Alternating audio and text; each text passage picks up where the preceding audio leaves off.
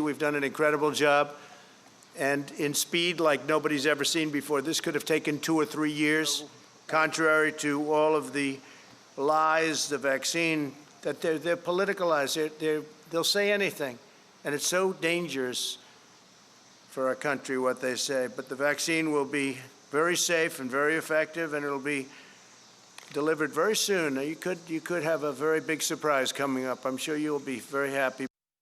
But that confidence isn't shared by everyone. Now, a number of major drug companies have pushed back against the president, pledging not to seek regulatory approval for any vaccines before their safety has been established in clinical trials. We believe this pledge will help ensure public confidence in the rigorous scientific and regulatory process by which COVID-19 vaccines are evaluated and may ultimately be approved. These are the chief executives of 9 major drug companies, Faye. Will this be enough to restore confidence, do you think? Well, I think it'll make a big difference. Everybody wants this to be safe, and I think the big pharmaceutical companies recognise that normally it costs them about $30 million and about a decade to bring a commercial drug to market. So the amount of resources they've all invested in this already, there's something like 160 projects that are seen as viable. There's 40 serious phase 3 testing processes. There's huge amount of money that they don't want undermined by politicians who are trying to really look a bit heroic in this day, and as a result of basically not managing people's expectations effectively. I mean, hope is a great thing, but when it comes to medical science, I don't think hope is a strategy. And yet, Mark, I mean, Donald Trump's called it Operation Warp Speed. Yeah. Right? Everything is hinging on this, and the name says it all, which isn't what you normally attach to research trials, as Darren will tell you. No, I think what was interesting about today was an exercise in the rest of the world going on a learning curve that the medical community has been in for years and years. So I saw people like Darren and everybody else. He's nodding away. Yeah, yeah. I saw a bunch of medical people on Twitter and in news articles saying, yes, this is what trials look like. And part of me was like, that's great for you, but we've spent the last 6 months pinning our hopes collectively as a society on this idea of a vaccine. Now, we do that in part because we sort of, I think psychologically, as a globe, we kind of have to. But what today was, you know, one of the first of what I suspect many recalibrations in our expectations about what the future is actually going to look like. And it's hard because in some ways personally, I'm kind of split on it. I do think we need, as a society, we need to visualise some kind of end goal. But at the same time, I think we need to get used to this idea that that is going to change over time. And that's going to be something that's, you know, like I said, it's a learning curve that we're all going to have to go on. And today was perhaps the first step in that. Darren, you're in fierce agreement. Yeah, I think that's a really important point that, you know, we're really in uncharted territory with most of this pandemic. And so keeping that adaptability and keeping an ability to switch our thinking and adapt our expectations as things evolve is, I think, a really important part of coping with this. It's certainly something I've adapted, and it's something I'm telling people all the time. Uncertainty is a kind of inherent part of what we're living through at the moment. And the better we all get at dealing with that, the better we'll be able to cope with this horrible situation we're going through. Oh, now you're asking us to deal with uncertainty on top of everything else, Darren. Radical, I know. Can I ask you though? I mean, one question that I do still have about this, following the statement from the heads of the pharmaceutical companies, is phase 3 and how long it's going to take. We know that phase 3 can take years and years and years. Now, and we don't want it to. If it's going to work, we want to speed that up. I mean, everyone is is behind that. But this statement seemed to leave open the door for partial data from the phase 3 vaccine trials. And these require the participation of at least 30,000 test subjects, so they're huge, being used to seek emergency use authorisation. Could that possibly be a weak spot or a backdoor to kind of wider spread use if people start to think this is going to be the one? I think there is definitely some note of caution to be had there because, you know, the last thing we want to do is undermine people's confidence in the ability of this medicine to work and also in its safety. And so there is some danger there in pushing a perception that this thing's being rushed through. And I think that's why you're seeing the manufacturers come out and really try to reassure people about that. And underscoring that is what we're seeing with the politicisation of the FDA and other approval and regulatory bodies in the US, which is causing Right, some can you tell some us concern. about that? Because we saw that with hydroxychloroquine, right? Right, and we've seen this weaponisation, political weaponisation of drugs and tests and vaccines right from the start of this thing. And it's, as a scientist, it's incredibly distressing to watch because all of it is undermining what's going on. I mean, Trump's a classic example of this. He's been amplifying anti-vaccine messages, hanging out with anti-vaxxers. He's a bit of a hero of a lot of the anti-vaxxer movement.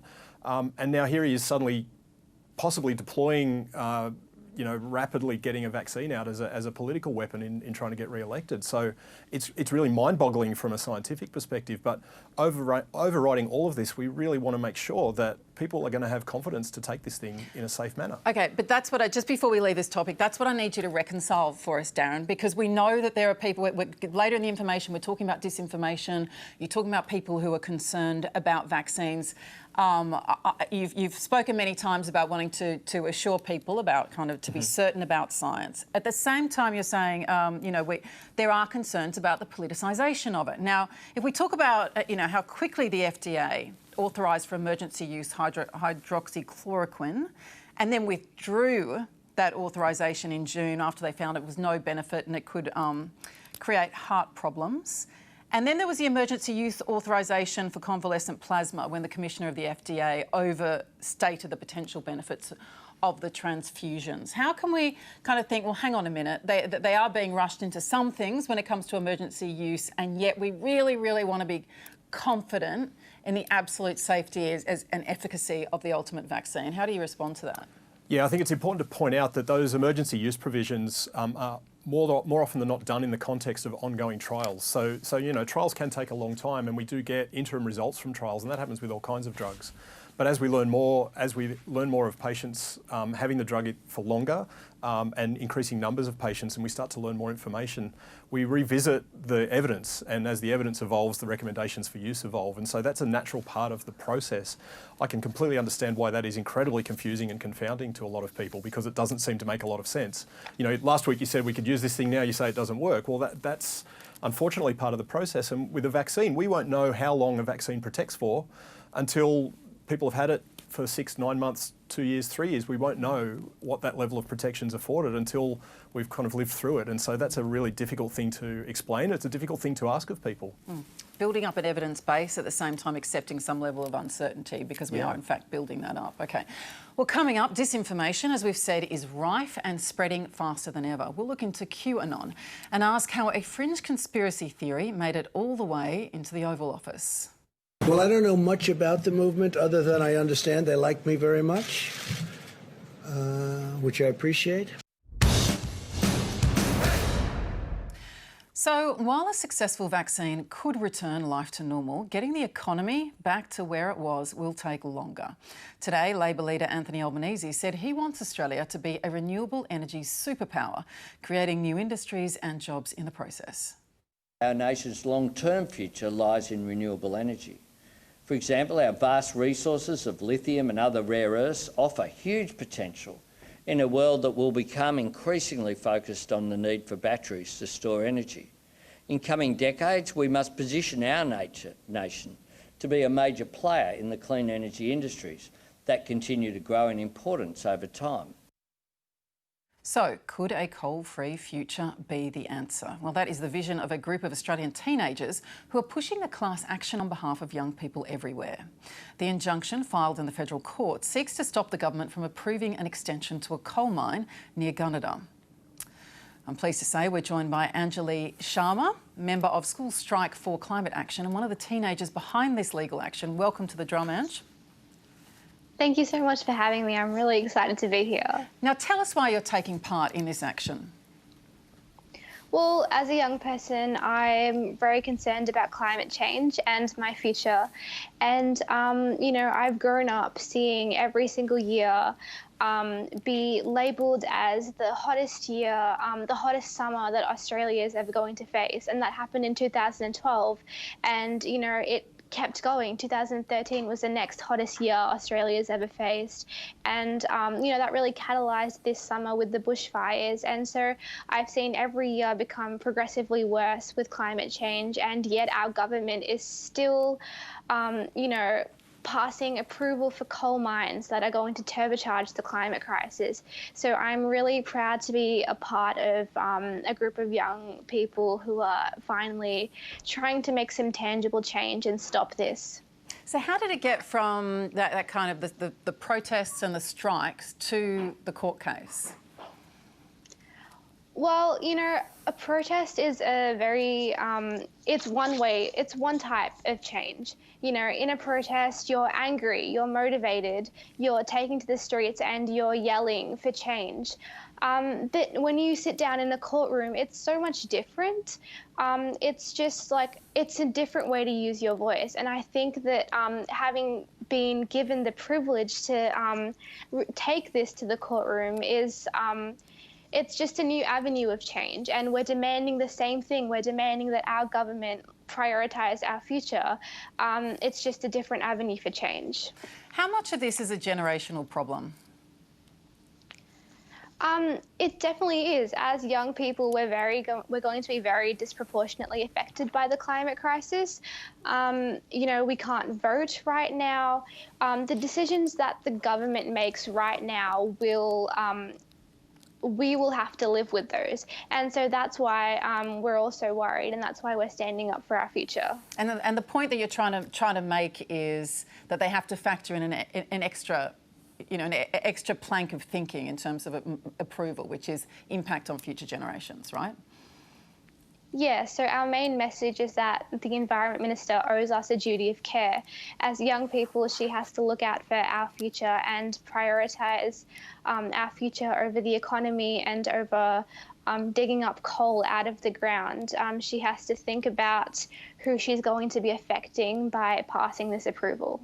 Okay, Ange, I'm just going to bring in the rest of the panel now here too. Now, Mark, what do you make of a protest which has kind of gone from the streets to, no, we're going to put that in the courts now? I think it's a very clever way of using what's happened. We're at a point in time where protests in the streets are difficult, in some cases illegal in certain parts of the country, and I think it's a very clever way of making use of what we're currently living through.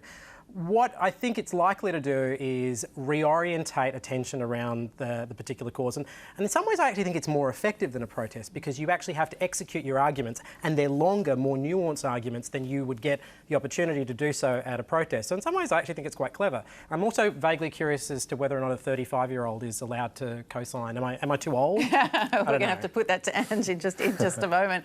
I know what the age barrier is there too.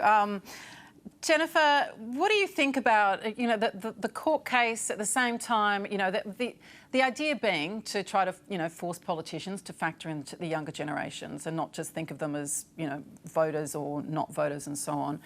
What of the ALP's push for renewables? Well, it's not just the younger generation trying to push this, of course. Environmental lawfare, as it's often called, is increasingly common. This is against the government. There are two things kind of going on here. Business groups are certainly aware of the prospects for these types of environmental cases. And you've seen, that's one of the reasons I think that businesses have moved ahead of governments in many ways in committing to, you know, making themselves reliant on clean energy over time and being very careful to say that because that's a kind of demand from investors. At the same time, in Australia is a mecca for class actions. That's why you've got so many international litigation funders here. It's often very good returns for people. They fund a class action. And for various reasons, they are quite easy to file in Australia. So that is this particular class action is also part of that. I think the general problem that I have in this case, for example, is you can get a class action going in Australia against all sorts of government actions and all sorts of government policy. That will take, obviously, often takes many years to resolve, costs a lot of money. You know, is that anti-democratic? To me, in some ways, it is, because it's not. If you take it away from this particular environmental issue, this particular coal station, well, you know, you can pick any type of pick your government policy you don't like. Well, I think some people do, but I want to talk to Faye because your company advises Whitehaven on community engagement. It's their coal mine that is the subject of this class action, so I know you're unable to speak on the specifics of this.